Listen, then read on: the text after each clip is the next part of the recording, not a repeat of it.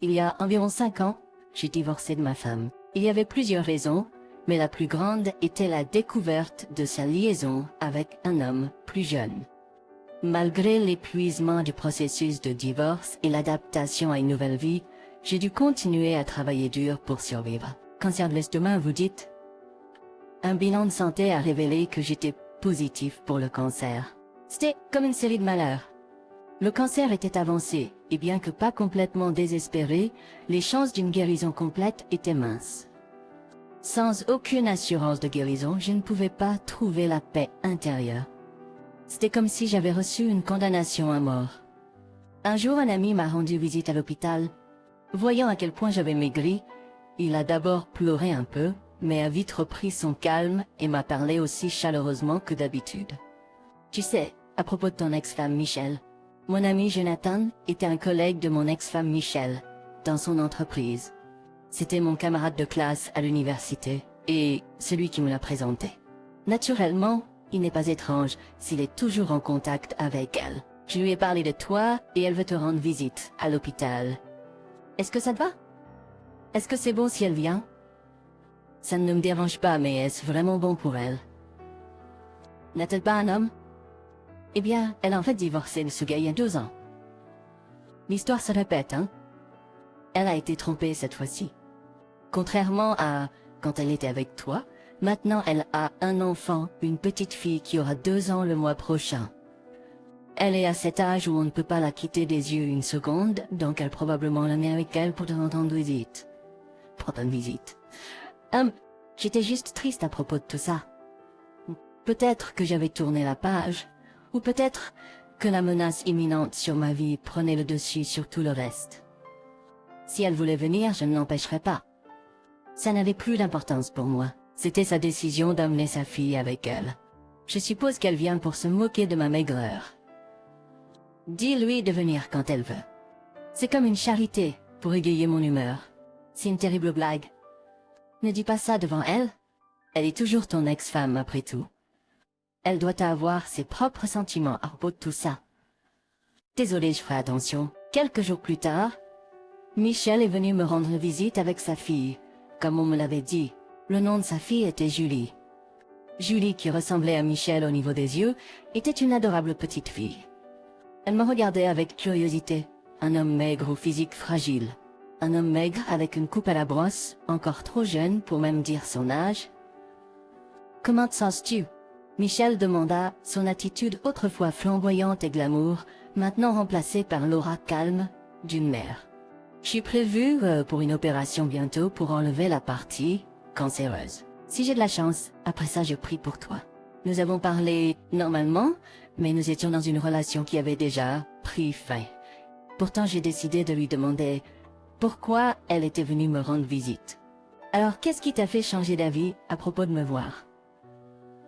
J'ai entendu dire que tu as divorcé à nouveau. J'avais mes soupçons. Peut-être avait-elle une autre raison. En tant que mère célibataire, elle n'était probablement pas aisée. Peut-être qu'elle me gardait comme une option de secours, espérant un héritage ou de l'argent d'assurance en tant qu'ex-femme. C'est une pensée cynique, mais après avoir été trahi par une épouse qui a trompé et est partie, il est difficile d'imaginer une autre raison pour sa visite. Cependant, Michelle semblait comprendre mon scepticisme. Je sais que c'est difficile pour toi de faire confiance, et je comprends si tu es suspicieux. Mais honnêtement, je voulais juste voir une vieille amie qui traverse une période difficile pour te parler une dernière fois. Elle a ensuite ouvert son cœur à propos de notre passé. Comment elle s'est sentie quand nous nous sommes séparés et ce qui est arrivé après notre divorce. Tu étais toujours sérieux et dévoué à ton travail. Mais pour la jeune moi, cette diligence semblait ennuyeuse et sans intérêt. J'étais stupide à l'époque et j'ai été tentée. Cet homme, si imprudent et libre d'esprit, semblait plus excitant que toi. Elle a admis que son insatisfaction envers notre vie de couple monotone était la cause de son infidélité et de notre divorce ultérieur. Ce n'était pas nécessairement de ma faute, mais sa raison était compréhensible. Peu importe à quel point nous aimons quelque chose, nous ne pouvons pas faire la même chose tous les jours. La vie, le mariage et la famille sont tous comme ça.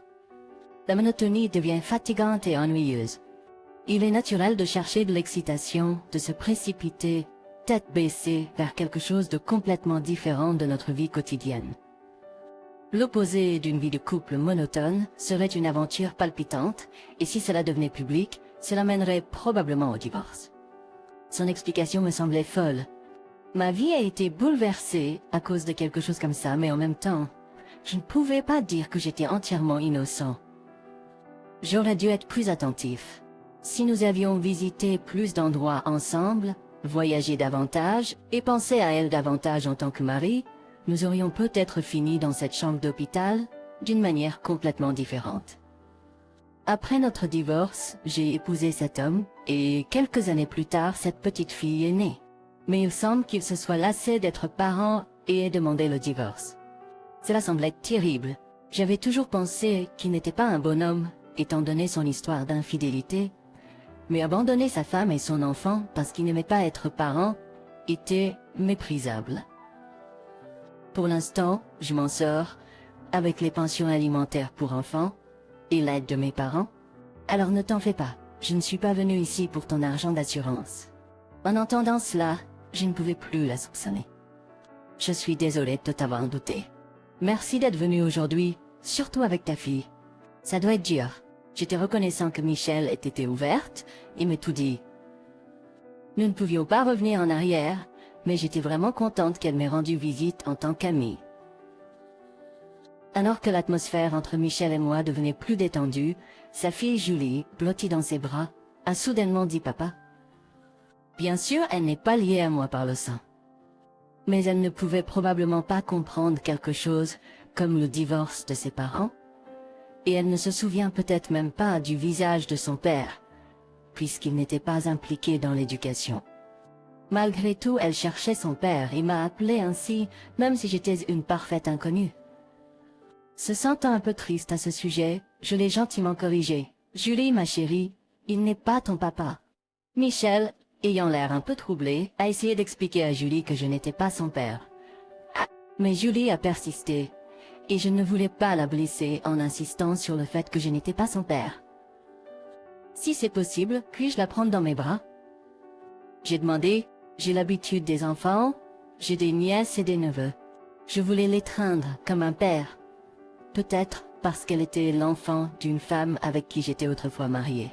Désolé Michel, je suppose que tu voulais aussi des enfants. En tenant Julie, j'ai exprimé une pensée qui venait de me traverser l'esprit. Nous avons toujours repoussé cela à cause du travail, mais maintenant, je pense que cela a peut-être été un facteur dans notre divorce. J'y ai pensé si les choses auraient été différentes si nous avions eu un enfant. Michel a dit avec un regard nostalgique et regretté. Je n'y ai jamais pensé jusqu'à présent. Peut-être que j'étais destinée à être laissée. Arrête ça, surtout en tenant un enfant, je me suis réprimandée. Julie était comme un bébé amical. Elle me souriait, une étrangère, et essayait de parler, même s'il ne pouvait pas la comprendre. Sa présence a allégé l'atmosphère. Alors qu'il était temps pour elle de partir, je me sentais un peu seule en pensant au calme qui reviendrait dans la chambre d'hôpital. J'ai sorti plusieurs gros billets pour les donner à Michel pour leurs dépenses. De gros billets de mon portefeuille et j'ai insisté pour que Michel les prenne. C'est en retard, mais s'il te plaît, accepte-le comme un cadeau de naissance. Arrête, tu pourrais mourir et tu donnes une telle somme d'argent à une femme dont tu as divorcé. Qu'est-ce que tu penses? C'est pourquoi je le fais. Ce que tu as de fait, n'hésite pas à venir nous rendre visite à tout moment. Michel semblait vouloir dire quelque chose, mais en voyant ma détermination, elle a accepté à contre-cœur l'argent et est partie. Le lendemain, Jonathan est venu me voir, curieux de savoir comment s'était passée ma retrouvaille avec Michel. Son expression est devenue solennelle en écoutant l'histoire de notre rencontre. En fait, l'ex-mari de Michel ne paie pas correctement la pension alimentaire pour enfants. Quoi? Après les avoir quittés parce qu'il en avait assez? Michel m'a demandé de ne pas t'en parler, mais c'est ce qui se passe. J'étais furieux à l'intérieur en pensant qu'un homme qui avait volé la femme de quelqu'un les abandonnerait et continuerait à causer de la souffrance comme ça. D'une certaine manière, Michel était aussi une victime. Jonathan, je veux parler à Michel. Peux-tu lui demander de venir ici? Elle ne travaille pas en ce moment, donc elle peut venir à tout moment si elle le souhaite. Quand j'ai dit à Michel ce que Jonathan avait partagé, elle avait l'air frustrée. Pathétique, n'est-ce pas? A-t-elle dit. C'est comme le karma? Tat, ne parle pas comme ça, même en plaisantant je lui ai rappelé. Souviens-toi de ce que tu as dit sur les enfants qui écoutent. J'ai décidé de lui dire ce que je pensais depuis avant notre rencontre. Même si cela semblait s'immiscer ou être une gêne, je ne pouvais pas ignorer quelqu'un que je savais souffrir, surtout quand je n'avais peut-être pas beaucoup de temps. J'utiliserai mes économies pour t'embaucher un avocat. Nous réclamerons la pension alimentaire, je lui ai dit. C'est un prêt, bien sûr, tu devras le rembourser un jour. C'est trop, elle a protesté. Je peux pas te devoir autant. Quand tu m'as quitté pour lui, j'ai été blessée, mais j'ai aussi souhaité que tu sois heureuse avec ton nouveau partenaire. J'ai expliqué. Je ne supporte pas l'idée que tu sois plus malheureuse que moi. Pour ton bien et celui de ta fille, tu dois être heureuse. Même ainsi, je ne peux pas t'emprunter de l'argent alors que tu vas subir une opération et que ton avenir est incertain. A dit Michel, les larmes aux yeux. Peut-être que mon grand geste, malgré mon avenir incertain, l'a rendu sentimental. Je me suis dit, ne sois pas trop gentil, maintenant j'ai plaisanté. Et si je retombais amoureux de toi? Surtout, je n'ai peut-être pas beaucoup de temps. Au milieu de cette atmosphère lourde, Julie et sa poussette m'ont de nouveau appelé papa par erreur. Julie, ma chérie, non, cet homme n'est pas papa, ai-je dit, essayant de contenir mes émotions. Michel a essayé de la corriger, mais Julie ne semblait pas comprendre. La façon dont la petite fille m'a regardé et m'a appelé, ça m'a semblé comme si elle disait « vice ». Comme pour dire « si tu veux aider les autres, tu dois d'abord montrer que tu peux vivre toi-même ». Peut-être que je voulais juste y croire. Mais si c'est le cas, c'était la preuve que je voulais vivre.